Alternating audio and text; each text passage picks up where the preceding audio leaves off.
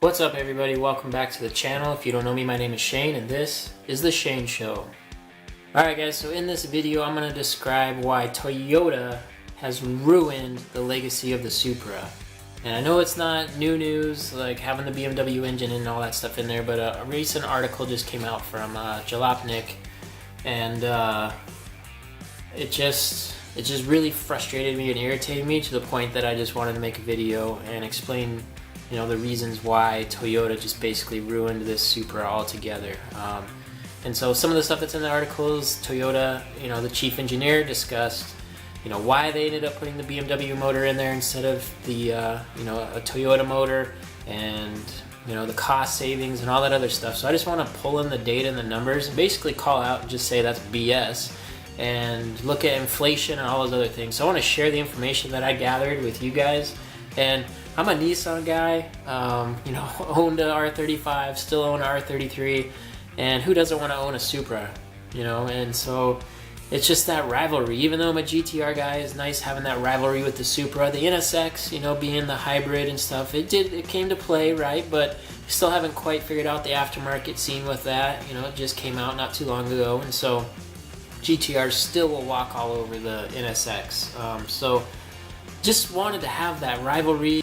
You know, when you're a tuner, you just really want to experience like the legendariness of the Supra, right? That's why Godzilla, the GTR, you just want to experience that stuff. So let's get enough of me talking. I want to show you guys some of this stuff. Okay, so first thing from this article from a gentleman named Patrick George from Jalopnik. Okay, so Patrick had spoken to Taetsu Tada, who is the car's chief engineer and Toyota's performance boss. And so this is what he had asked Tada why they used a BMW engine on the Supra. And so this is his response. He said, to make the new Supra an all Toyota project would have pushed development back 2 or 3 years and possibly put the price tag over $100,000. He didn't want that. He said while its $50,920 base price isn't cheap, it is still relatively attainable. Okay, so push the car back 2 or 3 years, whatever, that's fine. We would all wait for that, and we, you know, if it lived up to the hype, we would all, I guarantee you, we would all buy it, right? Thumbs up, right? If you would do that, why not? So, okay, so you're talking, put the price tag over 100 grand. So I went ahead and I looked back, okay, what's the inflation rate? What did the original Supra go for from 93 to 98? And then on top of that, how many units were sold? So let's go check this out. So in 1993, the base price of the Supra was $33,900, and that's not even the turbo. The turbo's base was $39,900, and we got all the way to as high as $50,496 for the Supra turbo base model. Okay, so we're talking $50,400, almost the exact same price as the one now back in 1996. So I went ahead and calculated inflation. And back in the 90s, the inflation, we're looking at a 76% inflation rate. So $50,400 would equate to $89,000 today. So if they're saying it's going to be over $100,000, I would think they could pretty much cut it close back to where the GTR platform was, right? GTR platform started lower, and it's gone up to over the 100 range, but I highly doubt, Toyota is known for their manufacturability and things like that. I highly doubt they could not cut $10,000 off that price tag and make it at 90, which would also be competitive to the GTR, and we're talking base price here, right? So I call out BS on that right away. So then again, here further in the article, it says enthusiasts are never truly happy even if this thing weighed 2,500 pounds, had 500 horsepower, manual gearbox, featured the second coming in the 2JZ, and cost $30,000, people would still find reasons to complain. But that's, again, you're absolutely right, that's with any car, but this is not like giant complaints, it's minor complaints, like maybe the way interior looked or something like that.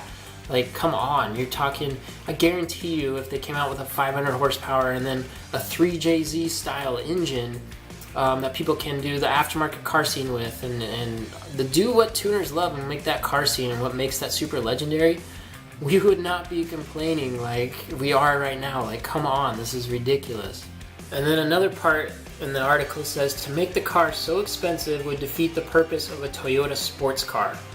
He wanted the Supra to be something that normal humans could possibly afford if they worked for it. That's why it doesn't use exotic materials like carbon fiber. Are you kidding me? Your base price in 96 was 50 grand.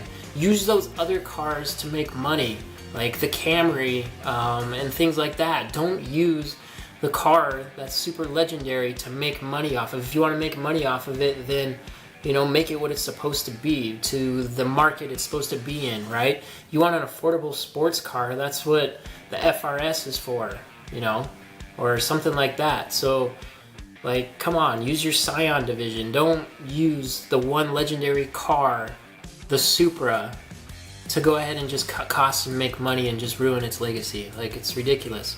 So, I want to challenge that too. Make the car so expensive would defeat the purpose of a Toyota sports car. So, pulling up the North American sales estimated figures of the Mark IV Supras. So, from 93 to 99, they sold 12,059 units of the Supra. Now, in comparison to the Mark 1, 2, and 3, they sold 63,000 Mark 1s, 115,000 Mark 2s, 108,000 Mark 3s. So yeah, the Mark IV, 12,000, but that car is 12,000 for a reason, and it holds its value, and it's iconic for a reason. There's not very many of them. And just to think about that, we're talking the GTRs from 07, or let's say 08 until now. There's about a little over, 1,000 to 1,500 units sold each year in the US, and so that's the exact same market. That's the niche. That's exactly what they need to be doing, and they've already done that in the mid-90s. And so the point of just trying to make money and using the Supra name to do that is just ridiculous. You're basically just ruining a legacy. Okay, and there's another article that came out today, and this gentleman Patrick from Jalopnik also wrote about it and talked to a gentleman by the name of Jack Hollis, who is the Vice President and General Manager of Toyota in North America. And what he said about the Supra is, this is not a car we needed to make, this is a car we wanted to make. If you didn't need to make the car, why would you not make it right? He went on to say, the Supra did okay in the 90s, that is a polite way of saying it declined in sales every year and ballooned in price as it struggled to meet emissions and standards before being put out to pasture in North America in 1998. But he even admitted it really wasn't born, the Supra's legacy was not born until 3 years later when Fast and the Furious came out. So, having said that, current industry dynamics favor high volume cars. That means that even when you're Toyota and you sell more RAV4s than Porsche sells cars, period, and even when this is a car you want to make, it'd be madness to dump hundreds of millions of dollars into a niche sports car program at a time where that market is taking. Plus, you need to spend money on autonomous vehicles and electrification instead. So Toyota went a different route. Again, they're just, I get it, right? We're in the business of making money and those types of things, but there's so many different ways to go about this and so many ways to do things. You're Toyota, right? And so, yep, they're in the business of making money and stuff, but again, they absolutely ruined that legacy of this car once again. I know I keep saying that, but it's just an extreme disappointment, and I can't believe it. And I know all of you guys out there probably end up feeling the same way. And then let's get into the performance aspect of the new Supra. So the 93 to 98 Supra had 320 horsepower, 5,600 RPMs. This is the twin turbo version and 300 foot-pounds of torque. And it went 0 to 60 in 4.6, and it was limited to 155 miles an hour. Okay, and then the 2020 Supra specs are 335 horsepower, single turbo, 155 top speed, and then as tested price was 56 grand. So we have a base price on here of 59.20, as tested price 56. So that just explains my argument earlier of the price really with inflation and everything jumping up. It's the exact same situation. Now maybe they didn't make a lot of money in the mid 90s with this, but again, you're talking about you didn't need to make this car, right? And so if you didn't need to make the car, why would you not make it to make tuners and, the car scene, and then get that brand back, right? You have a car that speaks volumes for your brand. You're, bringing the Supra back is that that benefit to sell other cars. You have that name, that Toyota name. And so again, I don't agree with the decision at all. I'm extremely frustrated by it, and maybe we'll see as the years come along with how they change the Supra and all that, but extremely frustrating. Now, having said all of that, as far as the looks go, I think the front end's hideous. The back is actually, I think, looks pretty good. Probably could have made the car a little wider instead of that more Z4 BMW look. There's actually in that article it said the BMW Z4 actually might be a better car than the Supra, which is crazy. It blows my mind. But I mean, you're looking at the back of the car, it's got the nice wing, like, even though it's molded together, it still has that nice arch look. The tail lights look pretty good. It just needed to widen it. It's got a little bit of a wide body on there, the back, the roof, but the front of the car kind of matches that old Supra look, but I think they should have cut the tail lights a little bit.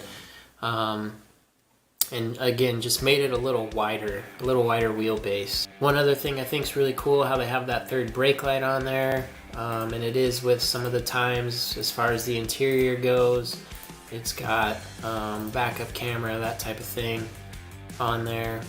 But again, think about it, if they were able to invest another $40,000 in the car, so let's talk about market value. Let's say they just did another $30,000 investment in the car and changed the engine and some of the looks. I just think that they could have, marked it up, right, a little bit. So you're talking base price is saying 56. Let's say you just go 96. You're right there with the GTR. And you're Toyota. You are absolutely the most efficient car maker in the entire world with your lean manufacturing, and so many businesses idolize exactly what you do as far as cutting costs and everything. So me being in manufacturing, that's literally what I do every day in the medical device industry.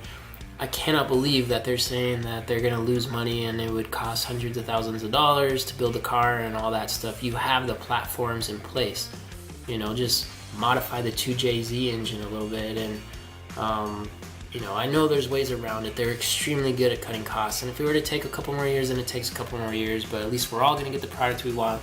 Toyota wins in the end, and we all win, and we get that rivalry between Nissan and Toyota, not just in the 90s, but in present day as well. So, alright guys, that's the end of my rant, but it just really frustrated me about this car, and again, it's been out for a while, but I just couldn't take it anymore. I had to share those details. Tell me what you guys think down below in the comments section on your information and how you feel about this car, and thanks for watching. Catch you guys next video.